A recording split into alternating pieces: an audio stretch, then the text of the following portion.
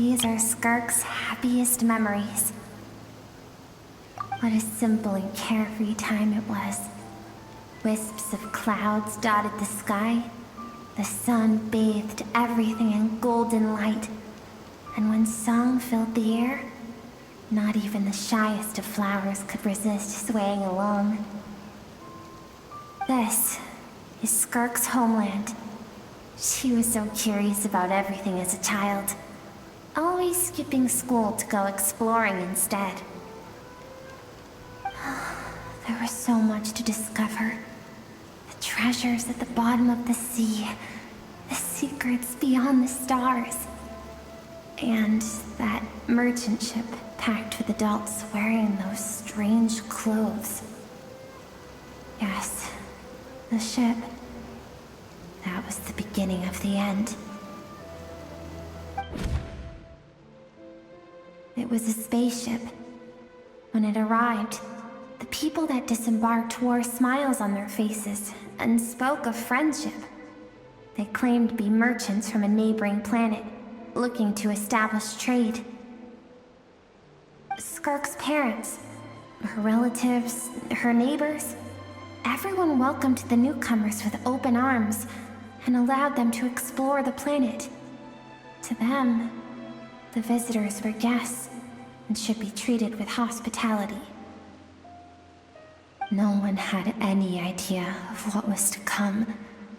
Several months later, an army of unknown origin arrived without warning and carried out a ruthless campaign to destroy everything and everyone on the planet.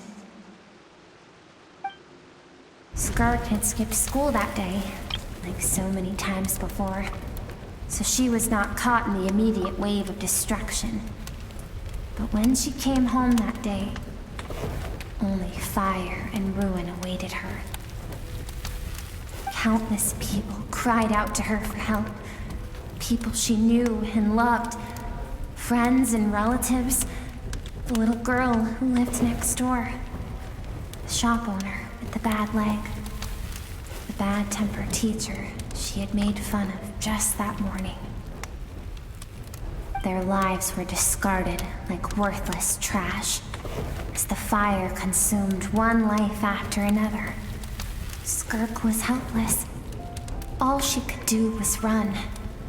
And so she did. She kept running until an unexpected figure crossed her path. If Sertology hadn't been there in that moment, the fire would have claimed her life too. And there she would have remained, left to rot in the scorched earth, with no answer as to why any of this was happening.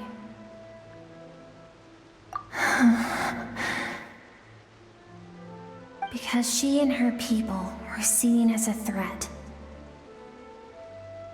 As the initial merchant ship explored the planet, they discovered that it hadn't always had the condition to support life. Yet there was evidence of human activity, even during the periods of extreme heat or cold in the past.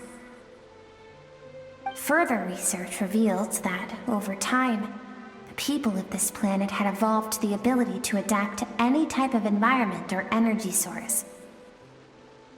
For that reason, the outsiders viewed them as a potential threat and decided to eliminate them before the threat could rear its head. And so, the army was called, and the so-called danger was wiped from the face of the planet. Senseless, isn't it? Deemed a threat because of a gift they didn't even know they had. Perhaps it was their own innocence and kindness that doomed them.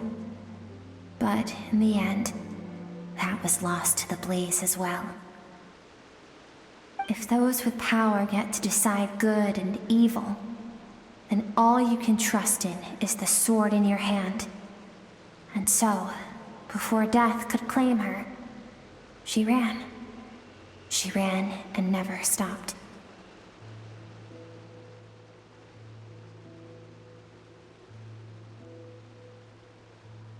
No one wants to relive their most painful moments. Well, that brings us to the end of the story. This is as far as we can go. Skirka's waiting over there. For both of us. Let's go to her. It's time to fulfill my purpose. And my greatest wish over all these years.